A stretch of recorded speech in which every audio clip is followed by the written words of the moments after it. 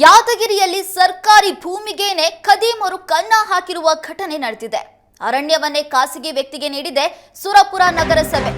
16 ಗುಂಟೆ ಅರಣ್ಯ ಭೂಮಿ ಮಾರಾಟದಲ್ಲಿ ಅಧಿಕಾರಿಗಳ ಸಂಚು ಇದೆಯಾ ಅನ್ನುವ ಪ್ರಶ್ನೆ ಉದ್ಭವಿಸಿದೆ.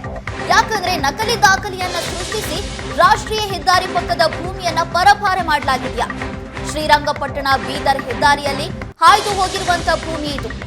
ಯಾದಗಿರಿಯ ಸುರಪುರ ಪಟ್ಟಣದ ಹಸನಾಪುರದಲ್ಲಿ ಭೂ ಕಬಳಿಕೆ ಆರೋಪ ಕೇಳಿ ಬಂದಿದೆ.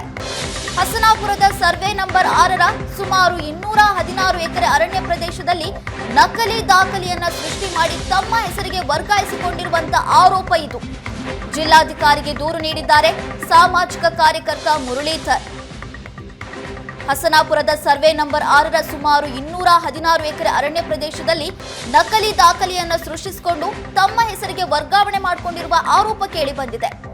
ಯಾದಗಿರಿಯಲ್ಲಿ ನಡೆದಿರುವ ಘಟನೆ ಇದು. ರಸ್ತೆ ಪಕ್ಕನೆ ಇರುವಂತಹ 16 ಗುಂಟೆ ಅರಣ್ಯ ಭೂಮಿ ಮಾರಾಟದಲ್ಲಿ ಅಧಿಕಾರಿಗಳ ಸಂಚು ಇದೆಯಾ ಅನ್ನುವ ಪ್ರಶ್ನೆ ಉದ್ಭವಿಸಿದೆ. ಸರ್ಕಾರಿ ಭೂಮಿಗೇನೆ ಕನ್ನ ಹಾಕಿದ್ದಾರ ಖದೀಮರು.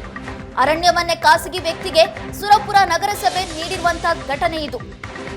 ನಕಲಿ ದಾಖಲೆಯನ್ನ ಸೃಷ್ಟಿಸಿಕೊಂಡು ರಾಷ್ಟ್ರೀಯ ಹೆದ್ದಾರಿ ಪಕ್ಕದ ಭೂಮಿಯನ್ನ ಪರಭಾರೆ ಮಾಡಲಾಗಿದೆ ಅನ್ನುವ ಆರೋಪ ಕೇಳಿ ಬಂದಿದೆ. ಸುರಪುರ ತಾಲೂಕಿನ ಹಸನಾಪುರ ಸೀಮಾಂತರದಲ್ಲಿ ಬರುವ ಸರ್ವೆ ನಂಬರ್ 6 ಕಾಯ್ದಿಟ್ಟ ಅರಣ್ಯ ಭೂಭಾಗ ಒಟ್ಟು 219 ಎಕರೆ ಇದ್ದು, ಇದರಲ್ಲಿ 16 ಗುಂಟೆ ಕಾಯ್ದಿಟ್ಟ ಅರಣ್ಯ ಭೂಭಾಗ ಮುಖ್ಯ ರಸ್ತೆಗೆ ಹೊಂದ್ಕೊಂಡಿದ್ದು, ಇದು 2014ರಲ್ಲಿ ನಾವು ಪ್ರಭಾವಿ ವ್ಯಕ್ತಿಗಳು ಖರೀದಿ ಮಾಡಿದರು. ಅವಾಗ ನಮಗೆ ಗಮನಕ್ಕೆ ಬಂತಿದ್ದು ಕಾಯ್ದಿಟ್ಟ ಅರಣ್ಯ ಭೂಭಾಗ ಅಂತೇಳಿ ನಾವು ನ್ಯಾಯಾಲಯಕ್ಕೆ ಸಾರ್ವಜನಿಕ ಹಿತಾಸಕ್ತಿ ಅರ್ಜಿ ಸಲ್ಲಿಸಿದ್ವಿ. ಅಲ್ಲಿಂದ 10 ವರ್ಷ ಮುಟೇಷನ್ ಪೆಂಡಿಂಗ್ ಇತ್ತು ಇಲ್ಲಿವರೆಗೆ.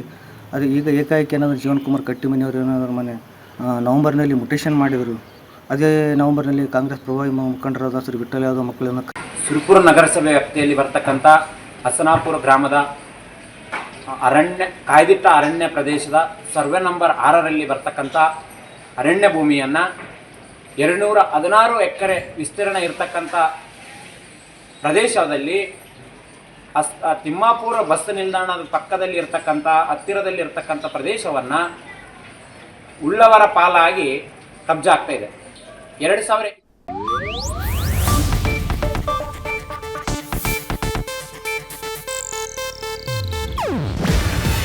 ಇದು ಏಷ್ಯಾನೆಟ್ ನ್ಯೂಸ್ ನೆಟ್ವರ್ಕ್ ಪ್ರಸ್ತುತಿ.